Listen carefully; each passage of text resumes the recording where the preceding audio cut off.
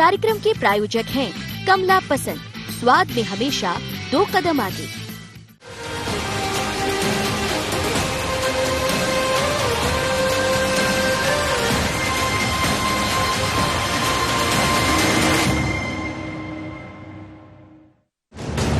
सियासत के रंग भी अजब है। जब साथ थे तो तारीफ थी और जब दल बदल गया तो दिल ऐसा बदला कि आजकल हर बात पर निशाने पर होते हैं पुराने साथी। मध्य प्रदेश में उपचुनाव हैं और चुनाव की रंगत ऐसी कि वक्त बेवक्त सियासी पारा कभी भी चढ़ जाता है। ग्वालियर चंबल चुनावी दंगल का मुख्य केंद्र है तो यही निर्णायक भी है इस सियासी स्पर्धा का, जो तय करेगा कि मध्य प्रदेश में कौन राज करेगा।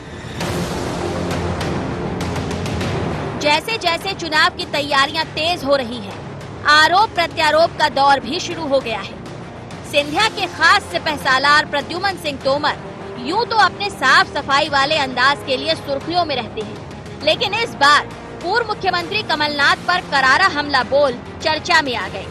तोमर ने आरोप लगाया कि कमलनाथ कांग्रेस के केंद्रीय नेतृत्व को फंडिंग कर मुख्यमंत्री बने थे। बात यहीं खत्म नहीं हुई। उन्होंने फिर कहा कि अगर कमलनाथ के कार्यकाल की जांच हो जाए तो वो जेल जाएंगे। झूठ का सहारा लेने वाले कमलनाथ जी, मैं आपसे आज फिर कह रहा हूं, ये दुर्भाग्य है कि 15 महीने में श्रीमंत ज्योतिरादित्य सिंधिया जी का चेहरा आगे रखकर कांग्रेस ने सरकार बनाई थी। ये मध्य प्रदेश की जनता के साथ धोखा दिया था। कहते हैं ना, लड़की की जब शादी होती है ना, अच्छा सा लड़का दिखाओ, और जब बरमाला का वक्त आया तो एक 70 साल के एक जो ऊपर केंद्र में फंडिंग करके मुख्यमंत्री बन गया, उसके हवाले मध्य प्रदेश की जनता छोड़ दी गई। जो कांग्रेस कमेटी के सीईओ हैं आजकल मध्य प्रदेश के, कमलनाथ जी, इनका पूरा 15 महीने का अगर लेखा जोखा सही तरीके से खोल दिया गया तो ये बाहर नहीं होंगे, जेल के हवालात में होंगे। उपचुनाव सिर पर हैं और आरोप ऐसे चेहरे पर लगाए गए जिसके सहारे कांग्रेस चुनावी मैदान में उतर रही है। लाजमी है कांग्रेस का पलटवार करना। कांग्रेस ने भी मंत्री जी को बयान के जरिए निशाने पर लिया कि पैसे लेके अपने जमीर बेच के इस मध्य प्रदेश के जनता के वोटों को बेचने वाले व्यक्ति इस तरह के आरोप लगाते हैं तो ये सिर्फ एक राजनीतिक आरोप के अलावा कुछ नहीं है।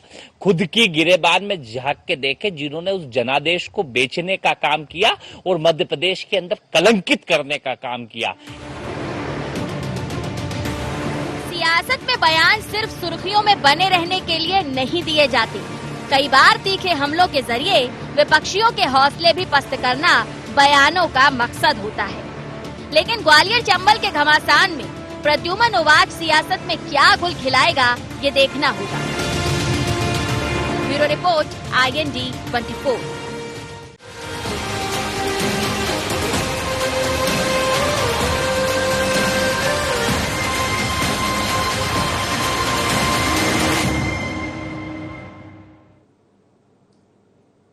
IND एजेंडा में आपका स्वागत है। मैं हूं मनोज सैनी और आज का एजेंडा है प्रद्युम्न उवाच। इस पर चर्चा करें उससे पहले डाल लेते हैं कुछ खास बिंदुओं पर निगाह। प्रद्युम्न सिंह तोमर के निशाने पर क्यों आए कमलनाथ? क्या कमलनाथ पर निशाना साध कहीं और संदेश देना चाहते हैं प्रद्युम्न? उपचुनाव से पहले कमलनाथ को निशाना बनाना क्या बीजेपी की रणनीति का हिस्सा? क्या प्रद्युम्न के आरोप के बाद कांग्रेस कोई काट निकाल पाएगी? इन्हीं खास बिंदुओं के साथ आपसे रूबरू हैं और सियासत दिखाई भी देती है, सुनाई भी देती है और जैसे जैसे उपचुनाव नजदीक आएंगे ऐसे कई तरह के बयान आपके सामने आते रहेंगे। आजकल तो यह भी कहा जाता है कि पता ही नहीं होता कि कौन नेता क्या बोल दे। लेकिन जिस तरह से आरोप लगाया प्रद्युम्न सिंह तोमर ने, जाहिर है कि कुछ उनके पास होगा, कुछ सबूत होंगे। ये पहला मौका नहीं है, इससे पहले भी उन्होंने एक बार और इसी तरह का आरोप लगाया था। बाकायदा कहा था कि मैं दस्तावेज लेकर आपके सामने हूं और यदि इनकी जांच हो जाए तो फिर पुरानी सरकार कटघरे में खड़ी हो जाएगी। लेकिन साहब, आप भी सरकार से ही जुड़े थे, उस समय क्यों नहीं कहा?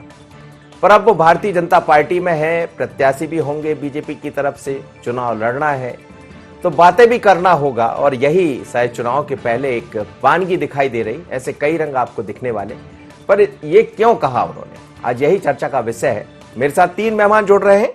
सुमित ओरछा जी है media panelist Bharatiya Janata party से, जितेंद्र डागा है, जितेंद्र मिश्रा जी है प्रवक्ता कांग्रेस के। जितेंद्र जी आपका भी स्वागत है और अनिल श्रीवास्तव जी वरिष्ठ पत्रकार स्टूडियो में हमारे साथ मौजूद रहेंगे। सबसे पहले सुमित ओरछा जी आपसे ही बात कर लेते हैं। भारतीय जनता पार्टी की सरकार बन गई, जो लोग कांग्रेस में रहा करते थे अब वो आपके साथ जुड़ गए, लेकिन प्रद्युम्न का जो आवाज दिखाई दे रहा है इसमें क्या कुछ और भी रजामंदी जुड़ी है पीछे?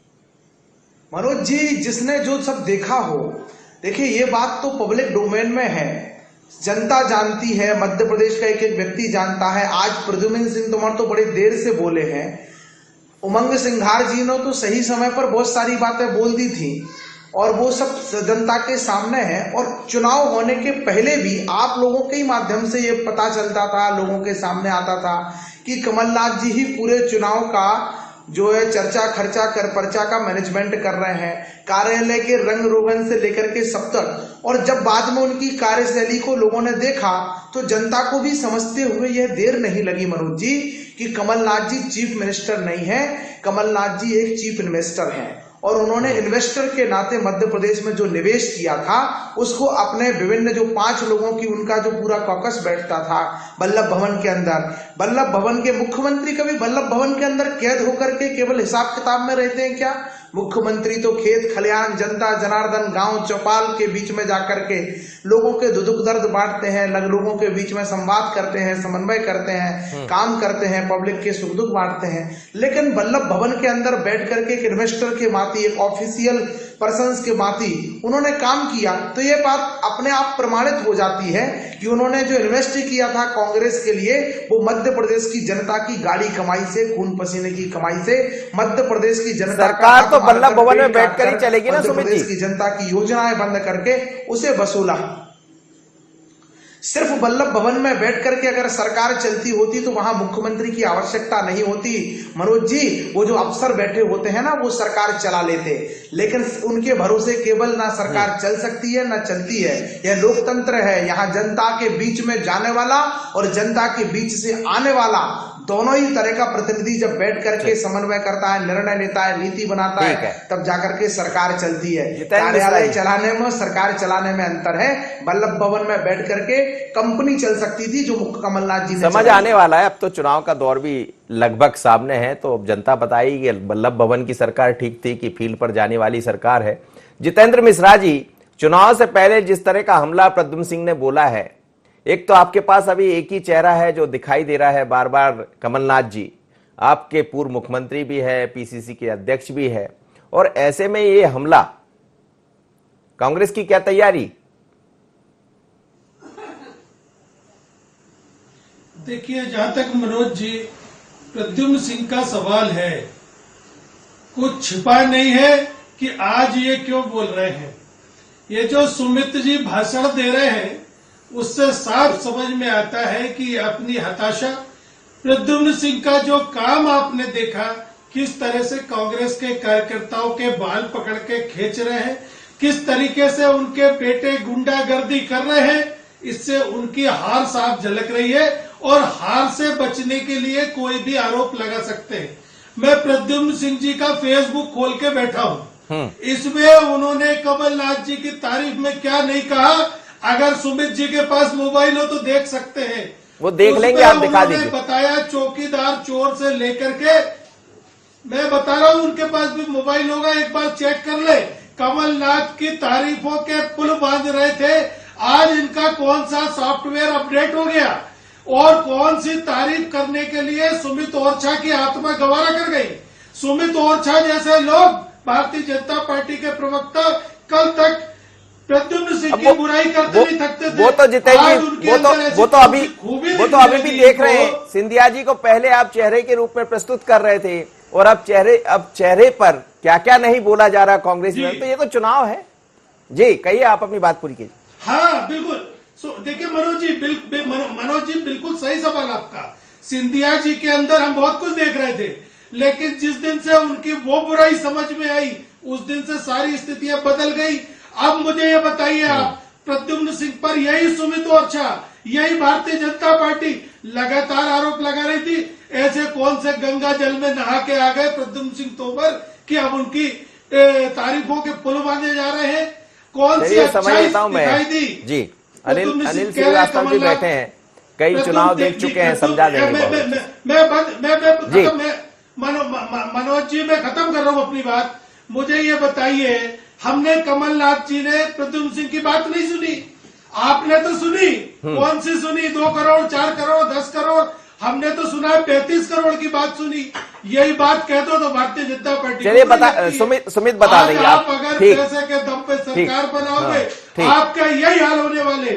यही होता है। वो तो पहले आप भी चुनाव में जब जा रहे थे तो सिंधिया आपका चेहरा रहा करता था और क्या क्या नहीं कहते थे और आज क्या क्या कह रहे हैं, और आज जब कमलनाथ जी के लिए वो बोल रहे हैं तो आज स्वाभाविक है कि आपके निशाने पर होंगे। अनिल श्रीवास्तव साहब, ये जो आप दोनों लोगों को सुन रहे हैं, लेकिन बात इससे कुछ इतर है। जैसे जैसे चुनाव नजदीक आते हैं नेताओं के बोल बदलने लगते हैं, जो कभी खास रहा करते थे वो दूर हो जाते हैं और जो दूर रहने वाले वो नजदीक आ जाते हैं। पर ये जो जिस तरह से उन्होंने हमला बोला है कमलनाथ जी पर, क्या आपको लग रहा है कि इसमें कुछ नजर आता है? देखिए मनोज जी, सबसे बड़ी बात तो ये है कि ये चुनाव है, चुनाव में राजनीति, कूटनीति, डिप्लोमेसी ये सब चलती है, और सबसे बड़ी बात यह है कि सेनापति को ही निशाने पे लिया जाता है। कमलनाथ इस समय कांग्रेस के सेनापति के रूप में हैं और स्वाभाविक है कि सेनापति टारगेट पे रहेंगे, इसीलिए सेनापति पर आक्रमण किया जा रहा है। रही बात, हम अगर किसी आदमी के ऊपर एक आरोप लगाते हैं, एक उंगली उठाते हैं, तो ये नहीं भूलना चाहिए कि 4 उंगलियां हमारी तरफ भी रहती है, 3 उंगलियां हमारी तरफ भी रहती हैं। अब आप ये देखिए कि राजनीति में कोई भी आदमी दूध का धुला हुआ नहीं है, चाहे वो कांग्रेस हो चाहे भारतीय जनता पार्टी हो, सभी पार्टी सभी दल एक समान है। अब आप बात कर रहे हैं कि अगर हम इनके डॉक्यूमेंट्स निकाल दें और हम पोल के खोल दें तो अभी सब के सब जेल में होंगे। यही बात कांग्रेस भी कह सकती है, क्योंकि आपके पास कमलनाथ मंत्रिमंडल में सिंधिया समर्थकों के पास मलाईदार विभाग थे और उसमें से एक विभाग ऐसा नहीं है, अगर कांग्रेस से उलझाना चाहे तो आप 2 मिनट में उलझ जाओगे। कांग्रेस ने वही पलटवार किया कि आप जहां तक बात करते हो जेल में, आपके साथ साथ आपके आका भी जेल में होंगे, वहां से यह प्रतिक्रिया आई। तो मैं समझता हूं कि इस प्रकार की आरोप प्रत्यारोप लगाने से अपने आप को बचाना चाहिए और यह नहीं भूलना चाहिए कि राजनीति के हमाम में हर आदमी नंगा है। राजनीति में कोई भी हो, चाहे वो भारतीय जनता पार्टी हो चाहे वो कांग्रेस पार्टी हो, पहली चीज। दूसरी चीज, आज अगर हम तारीफ कर रहे हैं सामने वाले की और फिर एकदम पलक झपकते विरोध बुराई करने लगे तो जनता में भी अच्छा मैसेज नहीं जाता। हमें उन चीजों को देखना चाहिए और कम से कम ऐसी चीजें नहीं बोलना चाहिए राजनीति में कि कल को हमारे ऊपर आक्रमण हो। कुछ लोग लगातार अपने आप का नाम वायरल करने में, सुर्खियों में बनाए रखने के लिए करते हैं, कुछ लोग अपनी बुराइयां छुपाने के लिए सामने वाले पे आक्रमण करते हैं। कहावत है कि आक्रमण ही बचाव का सबसे अच्छा तरीका। तो ये ऐसी चीजें होती है। मैं समझता हूं मनोज जी कि इस चीज से आदमी को बचना चाहिए, चाहे वो कोई भी नेता हो। बिल्कुल आप ठीक कह रहे हैं और हमें लगता है कि जैसे जैसे चुनाव आएंगे इस तरह की और भी बातें दिखाई देने लगेंगी। लेकिन ये नहीं भूलना चाहिए कि आजकल तो बयान भी बड़े महंगे पड़ जाते हैं। आपको याद होगा पिछले लोकसभा के चुनाव, विधानसभा के चुनाव, तो जरा तौलिए, बोलिए। यह एक छोटा सा ब्रेक के बाद लौटते हैं तो इस चर्चा को आगे बढ़ाएं।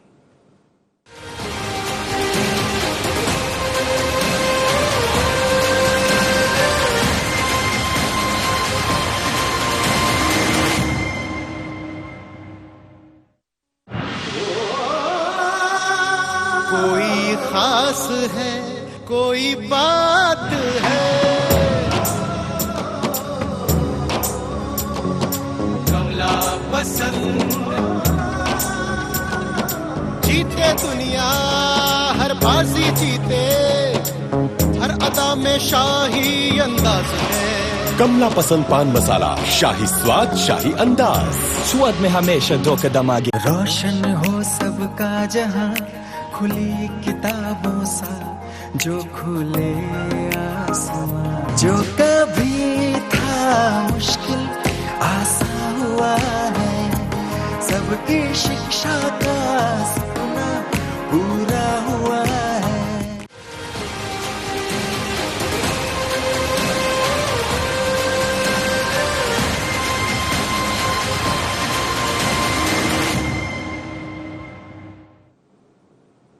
एक बार फिर आपका स्वागत है प्रद्युम्न वाच में। मेरे साथ 3 मेहमान जुड़े हैं। सुमित ओरछा के पास वापस चलूंगा। सुमित जी, आप जितेंद्र जी को भी सुन रहे होंगे, उन्होंने फेसबुक भी दिखा दिया, लेकिन सवाल यह है कि सियासत में ये सब क्यों बदल रहा है? क्यों अपनी जुबान पर विराम नहीं लगा लेते? क्यों अपनी जुबान से ऐसे शब्द बोलते हैं? सरकार बदलती है, आप दूसरी सरकार में शामिल हो जाते हैं और फिर सब कुछ बदलने लगता है। ये दोनों तरफ से दिखाई देता है, चाहे हम बीजेपी की बात करें या कांग्रेस की या अन्य दलों की। क्या आपको लग रहा है ये सब उचित है? जितेंद्र जी, मनोज जी, एक तो जितेंद्र जी ने जो फेसबुक दिखाई है उसका बड़ा कारण है, इनकी पूरी पार्टी फेसबुक, ट्विटर, चीटर इससे बाहर ही नहीं आ पाते हैं। ये जमीन पर होते नहीं हैं, जनता के बीच होते नहीं हैं। पहले जब सरकार इसके जिम्मेदार भी आप ही लोग हैं। अब सरकार में नहीं है, विपक्ष में है, तो फेसबुक से नीचे नहीं उतर रहे हैं, ट्विटर और चीटर से नीचे नहीं उतरते हैं। खैर, इनको मुबारक हो, ये फेसबुक सर्च करें, पूर्णतः रूप से ये खाली है, इनके पास समय है। ये फेसबुक सर्च करें, ट्विटर सर्च करें, पुराने से पुराना पोस्ट देखें लोगों के। हमें तो मध्य प्रदेश की जनता की सेवा करनी है। जिस खजाने को कांग्रेस कहती थी खाली है, उसी खजाने से 60,000 करोड़ रुपया से ज्यादा सरकार ने जनता के खाते में अंतरित कर दिया है। विभिन्न प्रकार की विकास की योजनाएं, विभिन्न प्रकार की जन कल्याण की योजनाएं हम शुरू करके जनता के को लाभ देने की प्रक्रिया में आगे बढ़ गए हैं। हमें तो मध्य प्रदेश के विकास के रथ को आगे बढ़ाना है, वही हमने किया है। एक कुछ 2-4 झूठे वायदों के कारण ज्यादा वोट लेकर के भी हम सरकार से बाहर हुए थे। इनको भी पूरा जनादेश नहीं मिला था, जैसे ये कहते हैं जनादेश के खिलाफ, जनादेश के खिलाफ, जनादेश के खिलाफ। अरे भैया, तुम्हें हमसे कम वोट मिले थे, कौन सा जनादेश मिल गया था? ठीक है, तुमने जोड़ तोड़ करके, तुम्हारे पास तुम्हें कम विधायक चाहिए थे, तुमने सीटें मैनेज करके तुमने सरकार बना ली थी। आप दूसरों के ऊपर इस तरह के आरोप, अनर्गल आरोप कांग्रेस जितने ज्यादा लगा रही है, 28 सीटों के जब परिणाम आएंगे मनोज जी, आप और हम बैठेंगे, आप देखिएगा उस दिन कांग्रेस के प्रवक्ता हम जा भी रहे हैं फील्ड में, देख भी रहे हैं, आप भी देखिए। निवेदन करता हूं, और जो सुमित जी, हम जा भी रहे हैं फील्ड में और देख भी रहे हैं। जो आप राजनीति का सिनेरियो बदलता हुआ देख रहे हैं, हाँ 10 सेकंड और दीजिए जी। ये जो राजनीति का सिनेरियो आप बदलते हैं, आज नहीं बदल रहा है। कांग्रेस का जन्म हुआ एयू हूम अंग्रेज अफसर ने भारतीय विरोध का एक अंग्रेजीकरण करने के लिए कांग्रेस बनाई तो एक आंदोलन के रूप में कि हम आंदोलन करेंगे, इस नाते से पूरा देश इनसे जुड़ा। जैसे जैसे कांग्रेस की हकीकत, चुनाव रहने दीजिए, कहाँ जा रहे हैं आप? इतिहास तो बड़ा नाम, बड़े बड़े प्रमाणिक चेहरे कांग्रेस से अलग होते गए हैं, कांग्रेस से अलग होते गए हैं। अब इतिहास टटोलेंगे तो फिर बहुत कुछ दिखने लगेगा सुमित जी। एक दिन देख लीजिएगा, सिर्फ माँ, बेटी और दीदी, माँ, बेटा और दीदी, 3। अब रहने दीजिए, मैं ये कह रहा हूँ कि इतिहास टटोलने बैठ जाएंगे तो फिर 8-10 साल में बहुत कुछ दिख जाएगा। उस दिन जितेंद्र जी को भी निपटा दिया जाएगा। जी, जितेंद्र मिश्रा जी, जवाब दे दीजिए। जी मनोज जी, मैंने बोल दिया, अब आप सुन लिए होंगे। जितेंद्र मिश्रा जी से जवाब ले लेता हूं। मनोज जी, जिस तरह की बात सुमित जी कर रहे हैं, अगर इतिहास में जाएंगे तो बहुत सारी चीजें सामने आएंगी, लेकिन मैं मुद्दों से हटके बात नहीं करना चाहता। अगर कांग्रेस का इतिहास इन्हें मालूम होगा तो मुझे लगता है इतना साहस नहीं कर पाएंगे कि इस तरह की बातें करें। आपका इतिहास अगर मैं बताने लगूंगा तो कहीं जे माफीनामे से लेकर देश की आजादी में गद्दारी की भूमिका में आप आ जाओगे, लेकिन मैं मुद्दों से हटके बात नहीं करता। मेरा डिबेट का एक अपना अलग तरीका है मनोज जी। मैं जिस मुद्दे पे बात करता हूं वहां तक सीमित रहता हूं। सवाल इस बात का है कि आज प्रद्युम्न सिंह ने क्या कहा, आज सरकार क्यों गिरी, इन पर विचार करना पड़ेगा। प्रद्युम्न सिंह अपने विधानसभा में कहीं भी प्रचार करने नहीं जा पा रहे, ये आपने देखा। दूसरे प्रभुराम चौधरी जैसे कई मंत्री, अनेक सरकार क्यों गिरी, ये विचार तो आपको करना है। राजपूत की बात की जाए, चाहे, हाँ मैं वही बता रहा हूँ, सरकार क्यों गिरी, किस तरह से पैसों का लेन देन करके, देखिए वो भी छुपा नहीं, आपके चैनल ने दिखाया किस तरह से बेंगलोर लेके गए, किस तरीके से हवाई जहाज का पेमेंट हुआ, आपने सरकार गिरा दी। कोई चिंता नहीं हमको, हम फिर जनता के बीच में जाएंगे। लेकिन आज जनता जो जवाब दे रही हो, चाहे प्रद्युम्न सिंह तोमर हो, चाहे गोविंद राजपूत हो या प्रभुराम चौधरी हो, सारे मंत्री क्षेत्रों में जाने की स्थिति में नहीं है। उसके पीछे कारण अगर मैं देखता हूं मनोज जी, सिर्फ एक कारण है कि आपके ऊपर पैसे लेकर के दल बदल करने का आरोप है। हम क्या दे सकते थे आपके नेता को, हम सांसद बना सकते थे, केंद्र में मंत्री बनाने की ताकत हमारे अंदर नहीं थी, हमने मना कर दिया कि हम नहीं बना सकते, सांसद बनना है तो बना देंगे। लेकिन आपकी महत्वाकांक्षाएं क्या थी? आपको केंद्र में मंत्री बनना था, इसलिए आपने सारी उठापटक करी। कोई बात नहीं,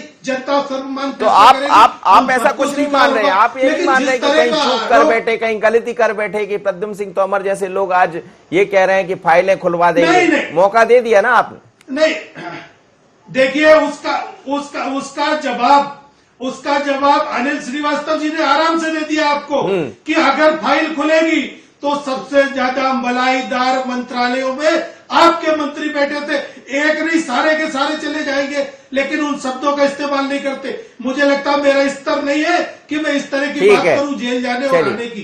रहा सवाल प्रद्युम्न सिंह तोमर क्यों बोल रहे हैं, मनोज जी, मैं खत्म कर रहा हूं। प्रद्युम्न सिंह तोमर क्यों बोल रहे हैं? कौन सी फाइल रुकवाने के लिए कमलनाथ जी के चक्कर लगाते थे? क्यों उनके पैर प्रतिष्ठा करते थे जाके? कौन सी चीजें थी जिनको लेकर के फटकार लगाई गई थी? ऐसी कितनी बड़ी रकम ले ली जो आज तुम भारतीय जनता पार्टी की गोदी में बैठ करके बात कर रहे हो? कल तक तुम कहते थे चौकीदार चोर है, आप शिवराज सिंह की बात करते थे, शिवराज सिंह की सरकार को भ्रष्टाचार की भेंट बताते थे। आज आपके रातों रात सरकार अच्छी हो गई। तो ये पैसों का लेन देन है, इसमें ये बिके हुए लोग जो बात करेंगे कौन बिका, ये तो जनता को बताने वाली। मुझे ये बताइए अनिल श्रीवास्तव जी, ये जो चर्चा कर रहे हैं आपको ऐसा बताएंगे मनोज जी, हम इंतजार कर रहे हैं। हाँ अनिल जी, क्या आपको लग रहा है कि जिस तरह से ये एक शुरुआत हो रही है चुनाव की, हालांकि तो अभी तो उपचुनाव की डेट भी सामने नहीं आई, लेकिन फाइलें खुलना, फाइलें बंद होना, ये आगे चलकर के कई लोगों की फाइलें खुल जाएंगी? देखिए मनोज जी, सबसे बड़ी बात तो ये है कि आप पिछले 25-30 साल की राजनीति में नजर मारिए जी, फाइलें भारतीय जनता पार्टी के पास भी कम नहीं है और फाइलें कांग्रेस के पास भी कम नहीं है। केवल आरोप प्रत्यारोप तक ही बात रहती है, आगे नहीं बढ़ती, क्योंकि मालूम है दोनों दलों के दोनों प्रमुख नेताओं को मालूम है कि सामने वाला भी हमें 1 मिनट के अंदर जमा करवा देगा। और आप देखिए, इसीलिए अब आप देखिए शिवराज सिंह चौहान के 15 साल के कार्यकाल में कितने बड़े बड़े घोटाले हुए। व्यापम जैसा साला अंतरराष्ट्रीय हुआ, अपने उज्जैन में जो वो भरा था, जी हाँ, उसका आप देख लीजिए। ये टेंडरिंग वाले मामले देखिए, अगर कमलनाथ सरकार चाहती तो 1 मिनट के अंदर न जाने कितने नप जाते, लेकिन कोई कार्रवाई नहीं हुई। 1.5 साल का समय बहुत लंबा होता है। वही स्थिति आज भारतीय जनता पार्टी की। भारतीय जनता पार्टी को मालूम है कि अगर हमने इनको छेड़ने की कोशिश करी तो हम भी बचेंगे नहीं, इसलिए ये केवल आरोप प्रत्यारोप है और यही खत्म हो जाते हैं मनोज जी, इसके आगे नहीं जाते, क्योंकि दोनों बात लेकिन एक चलते चलते आपसे, क्या प्रद्युम्न के उबाच में कुछ और भी छिपा है? अपने किसी को मैसेज देना चाहते कि महाराज हम तो साथ खड़े? देखिए, सबसे बड़ी बात क्या है कि वहां एक स्थिति है, अपने नंबर हम कैसे बढ़ाएं, और अपने नंबर बढ़ाने के चक्कर में पहली बात, और पर्याप्त मीडिया में कवरेज के लिए ये इस प्रकार के बयान देते हैं, लेकिन इस बयान का रिजल्ट कुछ नहीं निकलता। ये केवल कोरे बयान रहते हैं और बयान पे ही खत्म हो जाते हैं। चलिए, बहुत बहुत धन्यवाद आप तीनों का, आप मेरे साथ जुड़े। और ये बिल्कुल सच है कि चुनाव से पहले इस तरह के बयान सामने आएंगे, लेकिन प्रद्युम्न का उबाच कोई साधारण बात नहीं है, इसलिए कि पहले भी इस तरह फाइल खुलवाने की बात होती रही, लेकिन कितनी फाइलें खुली आपने ये भी देखा होगा। ये भी समझ आता है कि चुनाव से पहले किस किस तरह के बयान सामने आएंगे, और यही प्रजातंत्र है, यहां खुलकर बोलने का मौका मिलता है। लेकिन इतना भी मत बोलिए कि जनता को लगने लगे, क्योंकि अब तो जनता समझती है, जानती है, सोशल मीडिया उसके हाथ में है। लेकिन जिस तरह ये दिखाई दे रहा है उपचुनाव से पहले बयानों की जो बयानबाजी, हमें लगता है कि बहुत कुछ देखने को मिलने वाला। लेकिन जरा ठहरिए, संभलिए, फिर बोलिए। कहते हैं कि तौल कर बोलेंगे तो ज्यादा अच्छा रहेगा। कई दफा बयान भी बड़े महंगे पड़ जाते हैं।